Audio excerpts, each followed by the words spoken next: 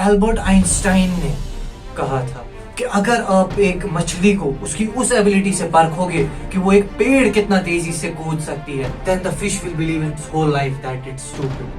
अब अगर मैंने आप लोगों को बताया कि हमारे पास एक ऐसा इंस्टीट्यूशन है जो ना ही सिर्फ इस मछली को पेड़ कूदने को कहता है, बट बल्कि उसको उस पेड़ से उतर के भागने को और माउंट एवरेस्ट चढ़ने को कहता है। सो आप क्या मुझे कहो? Well, we have an institution like that in our environment and that is school. और जो authorities यहाँ पर मुझे कह रहे हैं that I am talking rubbish. Actually I did a background check on you schools and you know what I found? मुझे पता चला कि ये जो schools थे ये colonial period में बनाए गए थे by Lord Thomas Babington. उसने ये schools क्यों बनाए थे? These schools were actually made and I quote to promote the European literature and to have a cultural transmission among the educated Indians.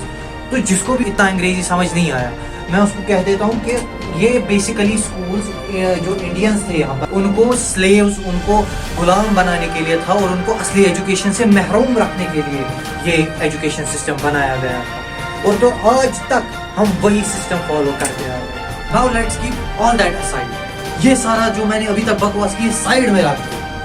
I want to ask you schools a question. Assalamu alaikum. Come with me.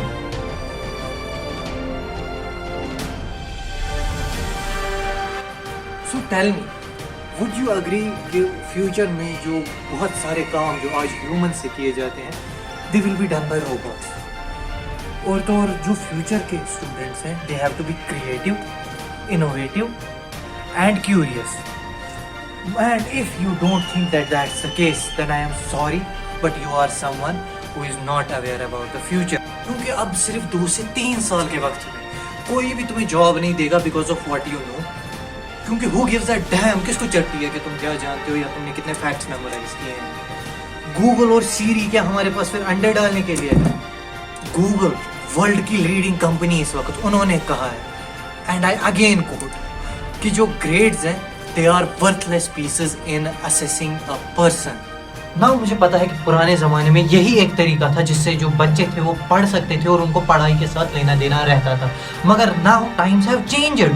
Now we need students who will think creatively, independently, critically with the ability to adapt. Now मुझे पता है कि भाई कुछ चीज़ें ऐसे भी है स्कूल्स जो अच्छी करता है, जैसे कि रीडिंग हो गया, लर्निंग हो गया, मैथमेटिक्स बेसिक जो हो गया, दैट एवरीबडी नीड्स, ठीक है, उसके बगैर काम नहीं चलेगा। मगर यू आर टेलिंग मी कि जो शाहजहां की 6 बीवियां हैं और इग्नियस और metamorphic rocks they are more important than time management and self care, then I am not buying.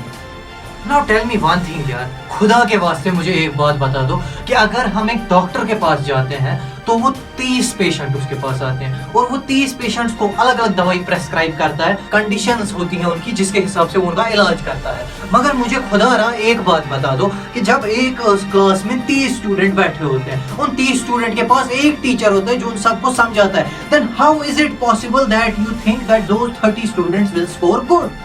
और उनमें से भी जो मतलब गुड स्कोर करते हैं, अच्छा स्कोर करते हैं, उन अच्छों में से भी वो डायरेक्टली चले जाते हैं अनएम्प्लॉयमेंट लाइन की तरफ।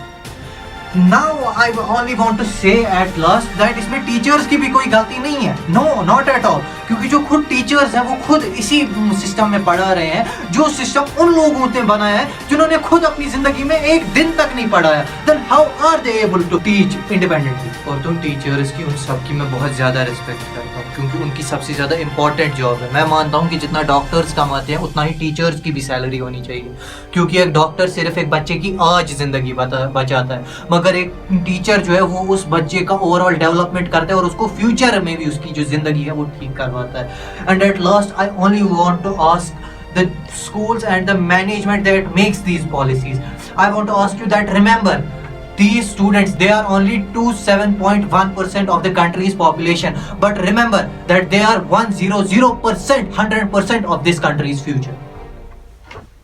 So this is an editor's note as well as a disclaimer. इस वीडियो में मैं किसी भी स्पेसिफिक कम्युनिटी या किसी भी पर्सन को टारगेट नहीं कर रहा हूँ। ये मेरे अपने थॉट्स हैं कि हमारा एजुकेशन सिस्टम में कितनी खराबियां हैं और ये कैसे ठीक हो सकता है। So if you like this video, don't forget to like, share and subscribe, cause remember, it's only a click from you, but it means the world to me. Assalamu alaikum.